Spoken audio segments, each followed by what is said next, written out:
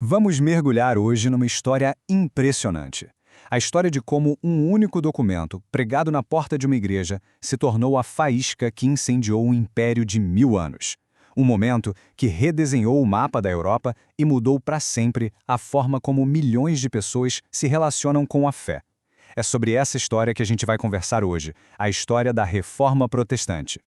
Pois é, essa é a pergunta que não quer calar, né? Como é que uma instituição que parecia eterna, onipresente, foi abalada até os alicerces por um único monge armado só com a sua convicção e o martelo? Para a gente entender como isso foi possível, a gente precisa voltar um pouco no tempo e ver como era o mundo que ele resolveu desafiar.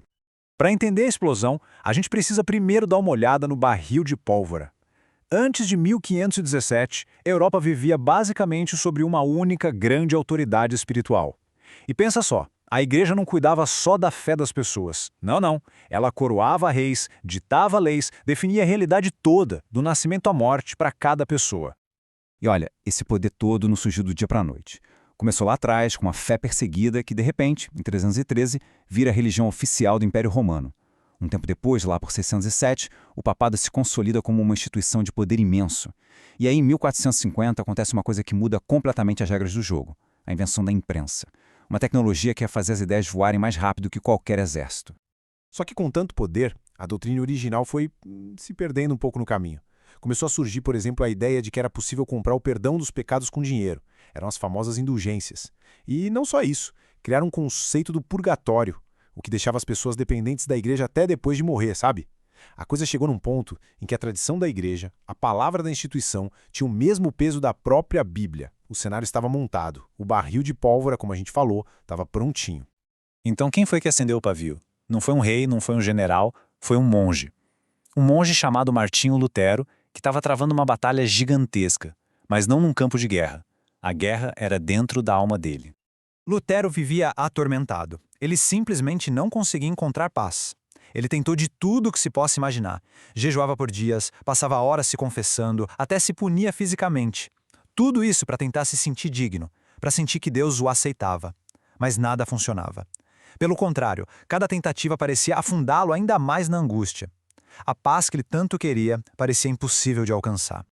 Isso até o dia em que, estudando a Bíblia a fundo, ele se deparou com uma frase que ia mudar não só a vida dele, mas o mundo. O justo viverá pela fé. Foi como um raio caindo na cabeça dele. A revelação foi instantânea. Ele entendeu que a justiça de Deus não era algo que ele tinha que conquistar com esforço, com sofrimento. Não, era um presente. Um presente para ser recebido pela fé. Simples assim. Para Lutero foi como se de repente as portas do paraíso se abrissem na frente dele. E essa descoberta mudou absolutamente tudo. E claro, uma libertação pessoal dessas não ia ficar guardada dentro de um mosteiro, né? Essa nova compreensão estava prestes a bater de frente e, contudo, com uma das práticas mais lucrativas da igreja daquele tempo. A gota d'água foi a construção da nova Basílica de São Pedro lá em Roma. Para levantar o dinheiro para essa obra gigantesca, o Papa Leão X autorizou uma venda em massa de indulgências. Na prática, eles estavam vendendo a salvação. Aquela mesma salvação que Lutero tinha acabado de descobrir que era de graça, que era um presente. Para ele, isso não era só um erro, era um absurdo completo. Diante disso, ele não podia ficar quieto. Ele resolveu agir.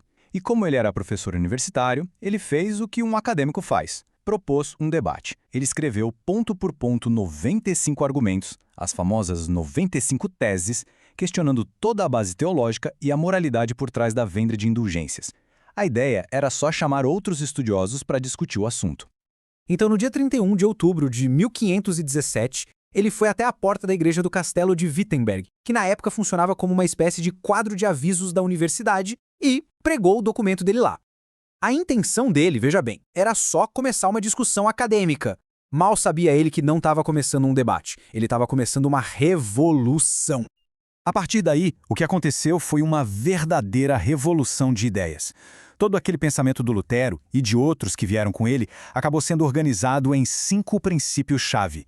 Eles ficaram conhecidos como os 5 solas, que em latim quer dizer 5 somente. E esses foram os pilares que sustentaram essa nova forma de ver o cristianismo. O primeiro ponto era sobre autoridade. Quem dá a palavra final?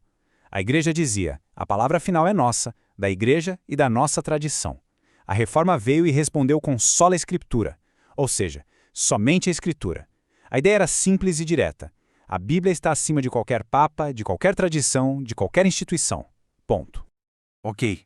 E quanto à salvação? A visão da época era como se fosse uma escada bem difícil de subir, cheia de obras, méritos e, claro, dinheiro. A Reforma chegou e disse: não, não, não. Salvação não é uma escada para escalar, é um presente para receber.